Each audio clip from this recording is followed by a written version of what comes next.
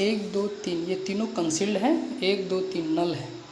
इन सभी के अंदर ये इसमें गीज़र का पानी आएगा, इसमें आपका टंकी का पानी आएगा और इसके अंदर फ्रेश पानी आएगा। तो इसका ये पॉइंट है और गीज़र का पॉइंट इस जगह पे है। तो फ्रेंड्स, इसका पूरा वीडियो देखने के लिए हमारे चैनल को सब्सक्राइब कीजिए। कई सारे डिस्क्रिप्शन है, उसमें जाके आप पूरी जानकारी ले सकते हैं।